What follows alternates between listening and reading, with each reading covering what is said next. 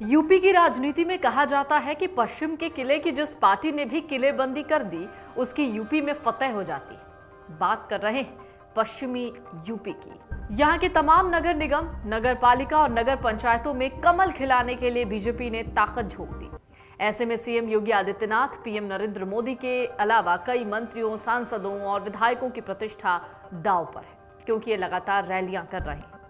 BJP की इस किलेबंदी को तोड़ने के लिए सपा, आरएलडी, बीएसपी पूरी जान लगा रही है। यूपी निकाय चुनाव जीतने को बीजेपी के पश्चिम प्लान ने बड़े बड़े दिग्गजों का इम्तिहान लेना शुरू कर दिया है। पश्चिम यूपी के कई ऐसे जिले हैं जहां केंद्रीय मंत्री और राज्य मंत्री के साथ संगठन के दिग्गजों की प्रतिष्ठा दांव पर है। मुरादाबाद से शुरुआत करते हैं। दिल्ली लखनऊ के बीच है यूपी का अहम शहर मुरादाबाद, जिसे पीलत नगरी यानी ब्रास सिटी कहा जाता है। वहां के राजनीतिक परिदृश्य के बारे में अगर आप जानने की कोशिश करेंगे तो पता चलेगा कि यह सपा का गढ़ माना जाता है। इस जिले में पिछली बार बीजेपी का प्रत्याशी मेयर चुना गया।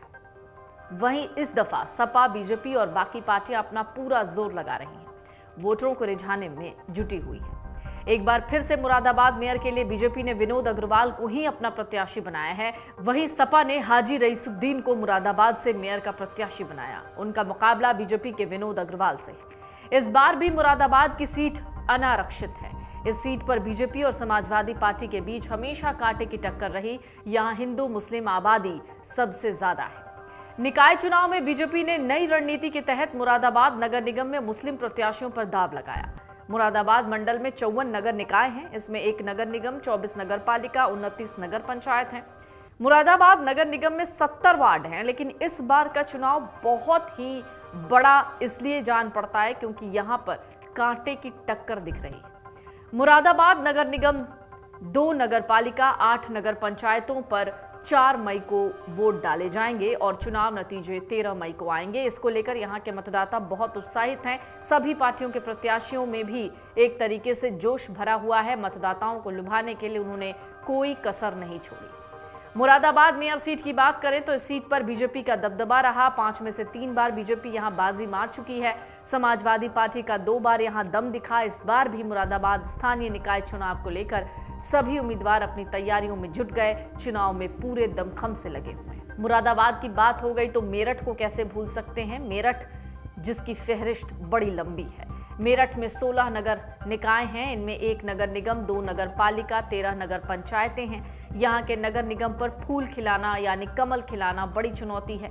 यहाँ जीत हासिल कराने की जिम्मेदारी 11 दिग्गज नेताओं पर है, जिसमें बीजेपी के 4 सांसद हैं, 3 विधायक, 3 एमएलसी हैं। इनमें 2 राज्य मंत्री भी हैं। एक राज्य मंत्री दिनेश खटीक, दूसरे ऊर्जा राज्य मंत्री डॉक्टर सोमेंद्र तोमर।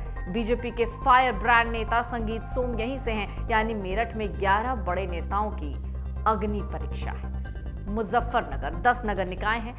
यहाँ केंद्रीय राज्य मंत्री डॉक्टर संजीव बालियान, राज्य मंत्री कपिल देव अग्रवाल की प्रतिष्ठा दांव पर लगी है। सहारनपुर में 12 नगर निकाय हैं। इनमें से 1 नगर निगम भी शामिल है। यहाँ राज्य मंत्री कुंवर ब्रजेश सिंह और राज्य मंत्री जसवंत सैनी सहित 5 विधायकों का कद बढ़ेगा या नहीं, ये भी देखना बड़ा दिलचस्प होगा। बागपत जिले में 9 नगर निकाय हैं। यहाँ पूर्व केंद्रीय मंत्री और मौजूदा सांसद डॉक्टर सत्यपाल सिंह, राज्य मंत्री केपी मलिक और 1 विधायक की बड़ी परीक्षा है। शामली जिले में 10 नगर निकाय हैं। यहाँ पर बीजेपी के प्रदेश उपाध्यक्ष मोहित बेनीवाल और कैराना के सांसद प्रदीप चौधरी का बड़ा इम्तिहान है। हालांकि बीजेपी के नेताओं का कहना है कि यहाँ बीजेपी से किसी का कोई मुकाबला नहीं है, सब एक तरफा है। गाजियाबाद जिले में 9 नगर निकाय हैं। इनमें गाजियाबाद नगर निगम भी शामिल है। यहाँ केंद्रीय राज्य मंत्री जनरल वीके सिंह, राज्य मंत्री नरेंद्र कश्यप, विधायक नंदकिशोर गुर्जर सहित 5 नेताओं यानी 5 विधायकों पर जीत की बड़ी जिम्मेदारी है। बिजनौर की लगे हाथ बात कर ले तो 18 नगर निकाय हैं। बिजनौर प्रदेश संगठन महामंत्री धर्मपाल सिंह का गृह जनपद है। पूर्व मंत्री अशोक कटारिया और 4 विधायकों को भी निकाय चुनाव में अपने जनमत का प्रदर्शन करना है। बुलंदशहर की बात करें तो इस जिले में 17 नगर निकाय हैं। यहाँ प्रदेश मंत्री डॉक्टर चंद्रमोहन, प्रदेश मंत्री अमित वाल्मीकि, पूर्व मंत्री अनिल शर्मा सहित 7 विधायकों का कद नगर निकाय के चुनाव में तय होगा। यहाँ बीजेपी के नेता कहते हैं कि मोदी योगी के विकास और फिर सुरक्षा मॉडल के आगे कोई भी नहीं टिकने वाला है। सपा का सूपड़ा साफ हो जाएगा। सभी नगर निकाय वही जीतने वाले हैं। हालांकि सपा, आरएलडी और बीएसपी भी पूरी मजबूती से निकाय चुनाव लड़ रही है। जयंत चौधरी, अखिलेश यादव का पश्चिम इलाके में नहीं आना बीजेपी को एक राहत दे रहा है। यहाँ सपा और आरएलडी के नेता कई सीटों पर आमने सामने हैं। इतना सब कुछ होने के बावजूद आरएलडी नेताओं का कहना है गठबंधन ही जीतेगा। इन सब के बीच बीजेपी पूरी ताकत झोंक रही है। सपा और आरएलडी गठबंधन आपसी तकरार के बीच बीजेपी को घेरने में जुटा है। इधर हाथी यानी बसपा भी अपनी चाल बढ़ा रहा है। अब इसमें निकाय चुनाव के नतीजे ये तय करेंगे कि पश्चिम का किला आखिरकार किसका होगा। पश्चिम उत्तर प्रदेश के निकाय चुनाव के नतीजे बीजेपी के कई बड़े नेताओं के कद और वजूद तय करेंगे। इस इम्तिहान में कौन पास होगा कौन फेल, देखना दिलचस्प होगा। ये तस्वीर तब साफ हो पाएगी जब पश्चिम के किले की पहरेदारी में लगे योद्धा सियासत के अखाड़े में मजबूत या फिर कमजोर दिखेंगे। सबसे बड़ी बात यह है 2024 में चुनाव है और उसी चुनाव में जीत का रास्ता इसी पश्चिम के किले से होकर जाएगा। मन से उजाला कर चले, मन से उजाला कर चले, एक अमर उजाला कर चले।